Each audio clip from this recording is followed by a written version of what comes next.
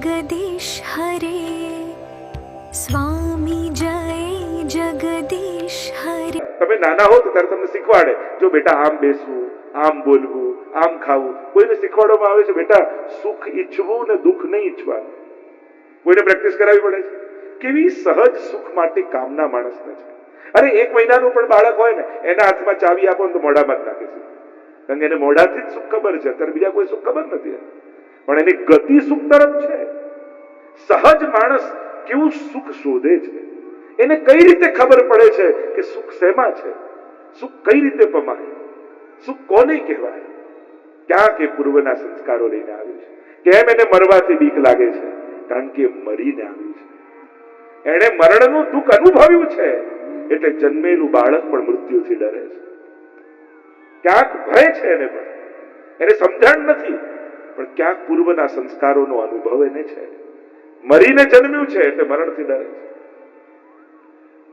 અહીંયા વિદ્યા દેહાધ્યાસ, પ્રાણાધ્યાસ, યોગીઓને પ્રાણાધ્યાસ, એને એમ થાય કે બધું પ્રાણાયામથી જ ચાલે છે, પણ ભૂલી જાય કે બાળક જન્મે તો એને શ્વાસ લેતા કોણ શીખવાડે છે?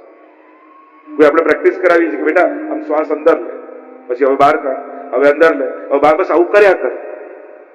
આ રીતે પ્રેક્ટિસ કરાવવી પડે છે. શ્વાસ લેતા નથી આપણે, શ્વાસ તો ચાલી રહ્યું છે. અને એટલે તો થાક નથી લાગતો. તમને કોઈ 10 પ્રાણાયામ કરવાનું કે તો થાકી જાવ, પણ જન્મ્યા ત્યારથી શ્વાસ લો છો, ક્યારે થાક લાગ્યો?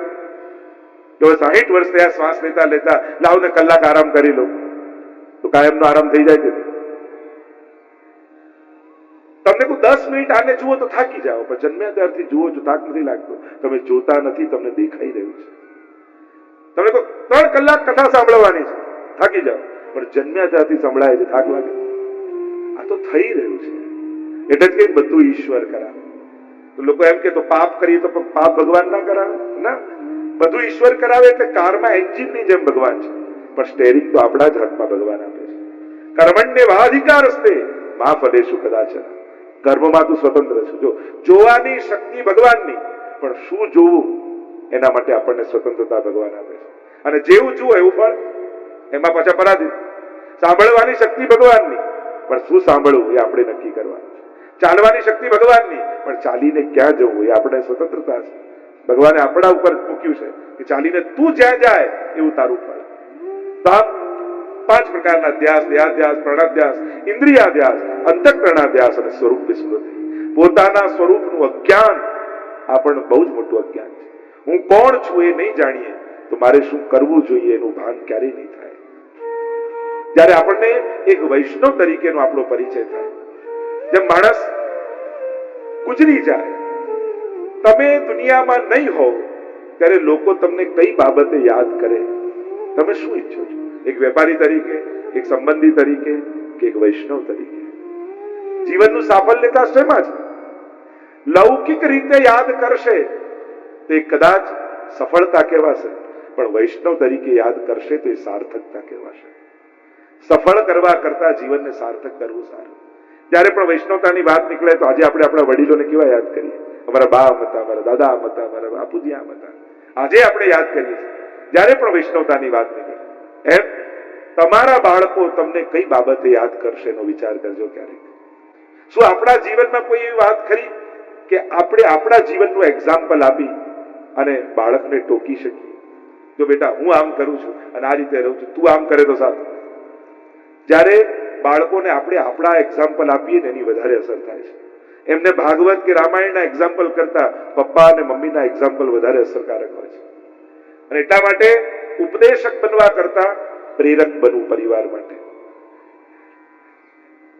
ઇન્સ્પાયર કરવું. આપણે બધા એમને ઉપદેશ આપીએ છીએ, પણ ઇન્સ્પિરેશન નથી આપી શકતા. કારણ કે ઇન્સ્પાયર કરવા માટે પોતે જીવવું પડતું હોય છે, અને ઉપદેશ આપવા માટે ખાલી વાણીનો ઉપયોગ કરવો પડતો હોય છે. અને એટલા માટે ઇન્સ્પિરેશન કરો, ઇન્સ્પાયર કરો, બધા ઇન્સ્પિરેશન બનો, પ્રયાસ કરો. જીવન દુર્લભ છે, અને આ જીવન એવું પ્રેરણામય બનીને જાય કે આપણને જોઈને આવતી પેઢી પણ જોડાય. કારણ કે લોકોને, બાળકોને હવે તમારી જૂની કથાઓમાં રસ નથી. ઘણી વાર છોકરાઓને સમજાવવા માટે, અરે હું શહેરમાં આવ્યો, 100 રૂપિયા ખિસ્સામાં હતા. પેલા દીકરો કે પપ્પા તમે આ 100 વાર કહી દીધું છે, અમે તો આમ મહેનત કરી, આમ સ્ટ્રગલ કરી. હવે આ બધા સ્ટોરીઓમાં તમારા બાળકોને કોઈ ઇન્ટરેસ્ટ નથી. ઉલટા પોતાના બાળકને કે તમારા હાર્ટ ન કરતા એમાં હું શું કરું, મારા સારા નસીબ છે તો મને મજા કરવા દો. એટલે હવે જૂની સ્ટોરીઓ કોઈ એમને અસર કરતી નથી. એટલે હવે તમે જીવીને જે ઇન્સ્પાયર કરી શકો, તમારું વર્તમાન અને એમનું ભવિષ્ય, આ બંને કઈ રીતે તમે ઉજળું બનાવી શકો એના માટેના પ્રયાસ કરવા જોઈએ. કારણ કે હવે કેવલ જૂના સમયમાં આવ્યું હતું, જે શીખવાડો ચલો ને હેરાન થાય તો શીખશે, હેરાન એમ કરી પરાણે હેરાન કરતા. હવે હેરાન થઈને કઈ શીખવાની જરૂર નથી. હવે તો વ્યવસ્થાઓ આપીને શીખવાડો, સુવિધાઓ આપીને શીખવાડો. આપણા મંદિરો, આપણી હવેલીઓ એવા થવા જોઈએ કે જ્યાં યુવાનો ને બાળકોને જવું ગમે. જો અડતો નહીં હો, જો આવતો નહીં હો, જતો નહીં આમ કરે, દૂર જા દૂર જા દૂર જા, એટલું કર્યું આપણે કે એવા દૂર બાળકો ગયા કે હવે આવતા જ નથી. પેલો કે હવે પાછા ફરિયાદ કરવા, કોઈ બાળક આવતું નથી, હવે તે દૂર કર્યા છે ક્યાંથી આવે.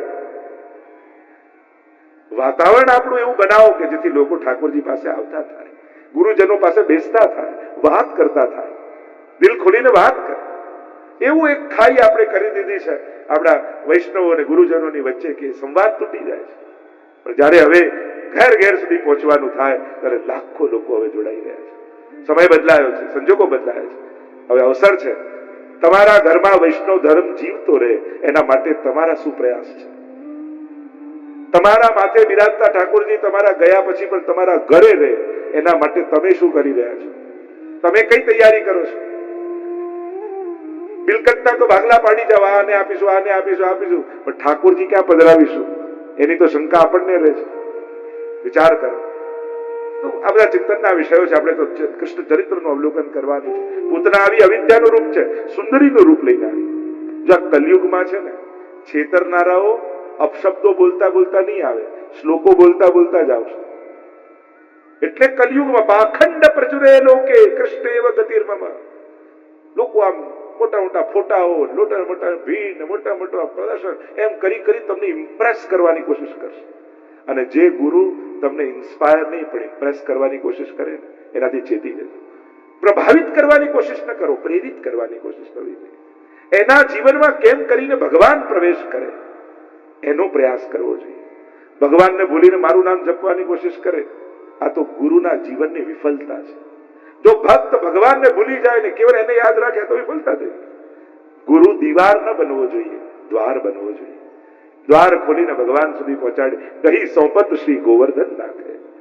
આપણે તો મહાપ્રભુજી પાસે જાય જીવ એટલે મહાપ્રભુજી એક હાથ જીવનો પકડે, બીજો હાથ શ્રીનાથજીનો પકડે અને બ્રહ્મ સંબંધ આપી બંનેનો હસ્તમેળાપ કરાવી દે છે. અહીંયા તો પહેલા જ તમને ઠાકોરજી પધરાવવામાં આવે એટલે સેવા કર, ઠાકોરજીને પધરાવ. અને સીધો સાદો ધર્મશાસ્ત્રોએ માર્ગ બતાવ્યો છે. પ્રભુની ભક્તિ કરો ને એના દ્વારા આપણું કલ્યાણ છે. પણ આ બધા શોર્ટકટો ગોતવા જાઓ છો ને, રસ્તો એમાં જ લાંબો થઈ જાય છે. ઈશ્વર ભક્તિ દ્વારા જ આપણું કલ્યાણ છે. આ સીધી સાદી વાત મહાપ્રભુજીની સમજાઈ જાય તો કોઈ વાંધો નથી.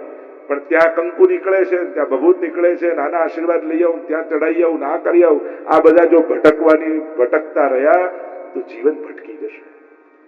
ઈશ્વર શાસ્ત્રને વાંચો ને, ગીતાજી ભાગવતજીને વાંચો તો સાવ સહેલું છે. પણ ગ્રંથોને નહીં વાંચો ને ધર્મ સમજવા જશો ને તો ધર્મ બહુ અઘરો લાગશે. કારણ કે શાસ્ત્ર પ્રમાણે ધર્મ સમજવાની કોશિશ આપણે ન કરી, પ્રમાણિત ઓથેન્ટિક પર્સન પાસેથી ધર્મનું જ્ઞાન ન લીધું એટલે ધર્મ એને અઘરો કરીને આપી દીધો.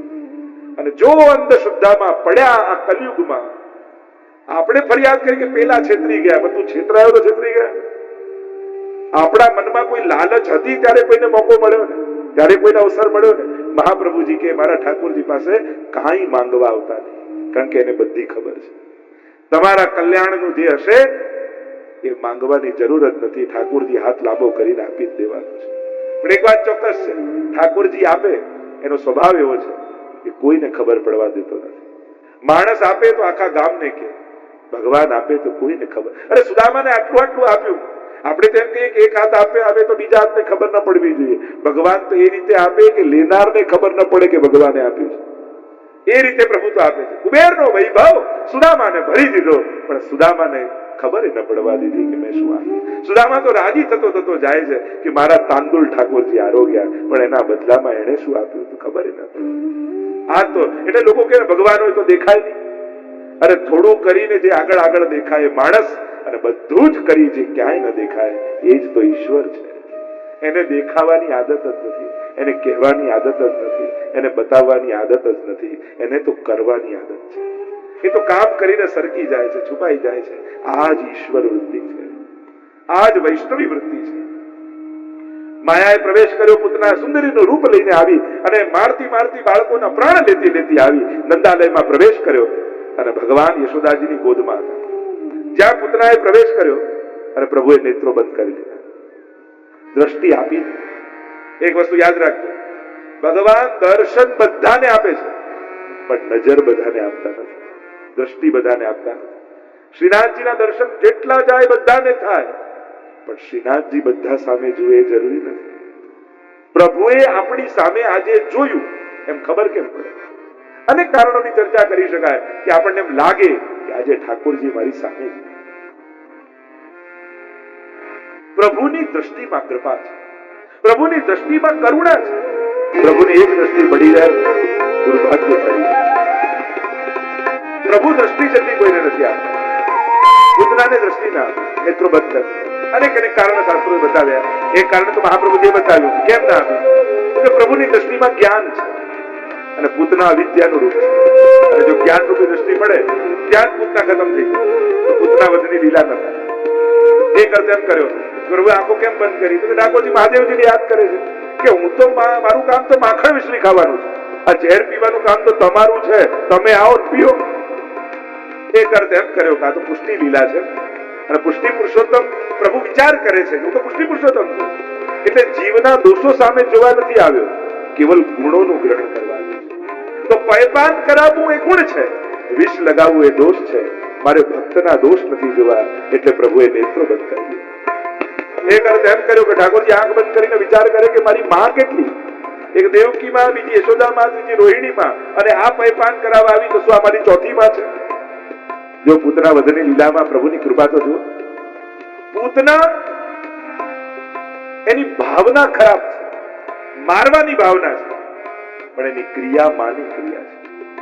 ધાતૃ ચિતામ તતોન્યમ કંબા દયાલુ શરણમ બ્રજેમ. ઘણી વાર લોકો એમ કહેતા હોય ને કે હવે સેવામાં બેઠા હોઈએ ને બિલકુલ મન ન હોય સેવા કરવાનું, તો એ સેવાનું ફળ મળે? જરાય મનમાં ઈચ્છા ન હોય, કો ભાવે સેવા, બહુ કોઈએ કહ્યું હોય ને પરાણે સાસુએ કહ્યું બહુ કરે તો શું બહુને ફળ મળે? કો મને કરો, અભાવે કરો, ભટકતા મને કરો તો શું ફળ મળે? અરે ક મને અભાવે ચંચળ મનની વાત તો દૂરની વાત રહી, પણ કુભાવ પૂતનાને હતો, મારવાનો ભાવ હતો અને પયપાન કરાવ્યું તો ભગવાને માની ગતિ એને આપી દીધી. એનો જેવો વિચાર હતો એવી ગતિ ના આપી, એની જેવી ક્રિયા હતી એવી ગતિ આપી. વૈષ્ણવો, તમારો ભાવ કદાચ હીન હોઈ શકે, પણ તમારો વ્યવહાર એ તો વ્રજભક્તોનો વ્યવહાર છે. સેવા રીત પ્રીત વ્રજજન કી, જનહિત જગ પ્રગટાઈ, પ્રગટ ભય માર્ગ રીત દિખાઈ. મહાપ્રભુજીની રીત એ વ્રજભક્તોની રીત છે. ઠાકોરજી તમને વ્રજભક્તો જેવું સુખ આપવાના છે. તો વિચાર કરો, જે વિષ લગાડીને પણ પયપાન કરાવે ને માની ગતિ મળે, તો જે વૈષ્ણવ રોજ દૂધ ઉકાળી, કેસર પધરાવી, બદામ ને પિસ્તા નાખી ચાંદીની કટોરીમાં ઠાકોરજીને ભોગ ધરે, તો વૈષ્ણવ તમને કઈ ગતિ ઠાકોરજી નહીં આપે? વિચાર તો કરો. વિષ લગાડીને આવે ને માની ગતિ મળે, તો જે આ રીતે પ્રભુને ધરે તો ઠાકોરજી તમારા, કારણ કે તમારા માટે વાટકી નાની કહેવાય, દૂધ નાનું કહેવાય, પણ તમારું ધરેલું નાનું પણ ઠાકોરજી માટે બહુ મોટું છે. એના માટે નાની નથી, તમારો ધરવાનો ભાવ છે ને પ્રભુ માટે બહુ મોટો છે. ક્યારેક પ્રભુની આંખે પોતાની જાતને જુઓ તો તમને ખબર પડે કે ઠાકોરજી તમને કેટલો પ્રેમ કરે. તમે તો પોતાના દોષોને જ જોતા હો છો, મારી અંદર આ દોષ, મારી અંદર આ અપરાધ, મારો સ્વભાવ આવો, મારો કર્મ આવો. ઠાકોરજી ક્યારે પણ તમારા દોષોને જોતા નથી. પ્રભુની નજરમાં ભક્તના દોષો આવતા જ નથી. જે નાનું બાળક હોય, માને એના ક્યારે વાંક દેખાય? અરે સ્કૂલે મૂકવા જાય ને તો ટીચરને એમ કહે કે એમ તો આ બધું તારે થોડી આંખ બતાવજો, અને તોય ન માને તો બાજુવાળા લાફો મારજો, આપ મળે છાનું માનું બેસી જશે. હવે એને છાના માના તો બાજુવાળા જ મારવાના. પણ આ માનો સ્વભાવ. માં ક્યારે પોતાના બાળકને ગમે તેટલું, ઘણી જગ્યાએ તો એવા તોફાની હોય તો માં એમ ને કે બહુ તોફાની, મારો દીકરો બહુ એક્ટિવ છે, એને એક્ટિવ લાગે, અને પેલા તો હાથમાં ના રહેતો હોય, આખું ઘર માથે લીધું હોય, પણ એમ લાગે અમારો બહુ એક્ટિવ છે. આ ફરક. એમ ઠાકોરજીને ક્યારે ભક્તના દોષ દેખાતા નથી. એને તો એમાંય ગુણો ગોતીને ભગવાન કૃપા કરતા હોય છે કે પેલો ભલે ક્રોધી હોય પણ માળા બહુ ભાવથી ફેરવે છે, પેલો ભલે કંજૂસ હોય પણ મિશ્રી ધરે ને ત્યારે બહુ પ્રેમથી ધરે છે. પ્રભુ તો તમારા ગુણ જોઈને તમારી સેવાને સ્વીકારે છે, તમારા દોષ જોઈને નહીં. ભલે રૂપા પોરિયા બે સુરું ગાય તો એ મારા શ્રીનાથજી શું કે હું તો વાર્તા સમજીને સાંભળતો હતો. અરે એ ગાતો હતો, હું તો વાર્તા સમજીને સાંભળીને સુઈ જતો. આ અમારા ઠાકોરજી, આ અમારા પુષ્ટિ પુરુષોત્તમ. એટલે ઠાકોરજી આગળ બહુ પોતાના દોષો ન ગાતા. અને તમે જ પરિચય કરાવો પ્રભુ કે મેં તો તારી અંદર આ ક્યારે જોયું જ નથી, આ તો તે કહ્યું તો ખબર પડી કે આ તારી અંદર છે. बाकी प्रभु क्यारे जोता नहीं. मनुते नहीं लौकिक. हम महाप्रभु जी आज्ञा करते हैं हमारे ठाकुर जी लौकिक नहीं है. वो लौकिक देखते नहीं है, लौकिक बोलते नहीं है, लौकिक स्वीकारते नहीं है. वो परम अलौकिक है. परम अलौकिक परमात्मा છે અને લૌકિક નથી દેખાતો. તો આમ પૂતનાને માની ગતિ ધાતૃ ચિતાંત એમ કહેવાય. બલિરાજાની બહેન હતી, જ્યારે વામન ભગવાન આવ્યા ત્યારે જોયું કે આવો દીકરો હોય તેને પયપાન કરાવું તો કેવો આનંદ આવે. અને જ્યારે વામનમાંથી ભગવાન વિરાટ બન્યા ત્યારે એને એમ થયું કાન તો મારી નાખવો જોઈએ. બે ભાવ આવ્યા, બાળકનો ને મારવાનો. એટલે પૂતના બનીને આવીને ભગવાને બંને મનોરથો પૂરા કર્યા. બાળક લઈ પ્રભુને લીધા ગોદમાં અને જે અવસર જોઈતો હતો પૂતનાને મળ્યો. પ્રભુને સ્તનપાન કરાવવા લાગીને પ્રભુ તો પયની સાથે વિષની સાથે પ્રાણોના આકર્ષણ કરવા લાગ્યા. પ્રાણ ખેંચવા લાગ્યા પૂતનાના. સા મુંચ મુંચતી પ્રભાષિણી. છોડ છોડ કરીને અવાજ પૂતનાએ લગાવ્યો. 6 કોસ લાંબી થઈને પડી. વૃક્ષો એના ઉપર પડ્યા. જોરથી અવાજ થયો અને યશોદાજી દોડતા દોડતા આવ્યા. તો શું થયું જોયે તો વિકરાળ પૂતનાના છાતી ઉપર પ્રભુ ખેલી રહ્યા છે. દોડતા જઈને લાલનને ગોદમાં લઈ લીધા. પૂતના કવચના પાઠ દ્વારા પ્રભુની રક્ષા કરાવી છે. ભગવાનનું નામ પ્રભુની રક્ષા કરી દેવું છે. આમ પૂતના વધની લીલા આવી. આગળ એકવાર યશોદાજી દોડતા દોડતા નંદ બાબા પાસે ગયા. બાબા બાબા મોટો ઉત્સવ કરો, બધાને જમાડો, બધાને ભોજન કરાવો, બધાને ઘરનું તેડું આપો. પણ થયું શું? યશોદાજી કહે આપણા દાદાને પડકું ફેરવ્યું. જા વૈષ્ણવને તો ઉત્સવ કરવાના બહાનાઓ જોઈએ. આજે આનો જન્મદિવસ છે તો સત્સંગ કરાવો, પન્ના કરાવો, મનોરથ કરાવો. વૈષ્ણવ તો તકો શોધતા હોય અને એને જ વૈષ્ણવ કહેવાય. ભગવાન સુખ આપે અને એ સુખને ઠાકોરજીની સેવામાં જોડી જે એને આનંદમાં ફેરવી લે એ જ વૈષ્ણવ છે. મળેલા લૌકિકને અલૌકિકમાં વાપરી જે પોતાના ઉદ્ધારનું સાધન બનાવી લે. ભગવાને ઘર આપ્યું તેમ થયું કે ઘરમાં બધા સંસારના સુખો ભોગવીશું. પણ આ વૈષ્ણવ એટલો હોશિયાર ને, ભગવાન સંસારમાં ફસાવવા માટે ઘર આપે પણ વૈષ્ણવ એ જ ઘરમાં ઠાકોરજીને પધરાવી પોતાના ઘરને નંદાલય બનાવી ઉદ્ધારનું સાધન બનાવી. ભગવાન પરિવારના લોકો આવે છે આમાં તો ફસાશે ના. અને વૈષ્ણવ એ બધાને બ્રહ્મ સંબંધ આપી અને સેવામાં જોડે તું જારી ભર, તું ફૂલ લઈ આવ, તું આ કર. અને બધાને વૈષ્ણવતાનો ભાવ રાખીને જીવવા લાગે તો ઘરમાં જ એને ભગવદીઓનો સંગ મળી જાય અને ઉદ્ધારના સાધનો મળી જાય. પ્રભુને થયું કે ચલો આ ઘરમાં ના ફસાયો, સ્વજનોમાં પૈસામાં તો ફસાઈ જ જશે. અને ભગવાન ધન આપે એટલે વૈષ્ણવ શું કે ચલો ઠાકોરજીની કથા કરાવું, ઠાકોરજીનો મનોરથ કરાવું, ઠાકોરજીનો 56 ભોગ કરાવું અને મળેલા ધનને પણ સેવાનું સાધન બનાવી ઉદ્ધારનું કારણ બનાવી લે એ જ વૈષ્ણવ છે. ભગવાનની પણ ચતુરાઈ જેની આગળ ન ચાલે એનું નામ વૈષ્ણવ. પ્રભુ સંસાર આપે અને વૈષ્ણવ સંસારને પણ કૃષ્ણની પ્રાપ્તિનું સાધન બનાવી લે એ જ વૈષ્ણવ છે. મળેલા સુખને આનંદમાં ફેરવી લે એ જ વૈષ્ણવ છે. મળેલા લૌકિકને અલૌકિકતામાં. કારણ કે કોઈ વસ્તુ ઉપર મોહર થોડી મારેલી હોય કે આ વસ્તુઓ લૌકિક ને અલૌકિક, કોઈની ઉપર છાપ થોડી હોય છે. આપણી એને જોવાની દ્રષ્ટિ એને લૌકિક કે અલૌકિક બનાવે છે. જે વસ્તુ જોઈને ભોગવવાની ઈચ્છા થાય તે લૌકિક થઈ ગઈ અને જે વસ્તુ જોઈને ભોગ ધરવાની ઈચ્છા થાય એ અલૌકિક થઈ ગયું. જેના કેન્દ્રમાં તમે હો તે લૌકિક, જેના કેન્દ્રમાં ભગવાન આવી જાય એ અલૌકિક થઈ જાય. એટલે વસ્તુઓ ઉપર છાપ નથી હોતી, આપણી દ્રષ્ટિ દ્વારા એમાં છાપ લાગે છે. તમે એને કઈ નજરે જુઓ છો એનાથી એ વસ્તુ લૌકિક કે અલૌકિક બનતી હોય છે. અહીંયા પૂતનાનો ઉદ્ધાર થયો. આગળ યશોદાજી ઉત્સવ કરવાનું કહ્યું. બધાને બોલાવ્યા છે બ્રજવાસીઓને અને બધા જાત જાત ભાત ભાતની સામગ્રીઓ સિદ્ધ કરી છે. અને ગાડું અને ગાડામાં પલ્લું બનાવી દીધું, લાલનને એમાં પડાવી દીધા અને જે જે વસ્તુ બનતી જાય એને ગાડા ઉપર મૂકતા જાય. આચાર્ય અર્થ કર્યો શકટ એટલે સંસાર. બંને પૈડા સ્ત્રી અને પુરુષ અને એમાં ભગવાનને નીચે રાખો ને રસોને ઉપર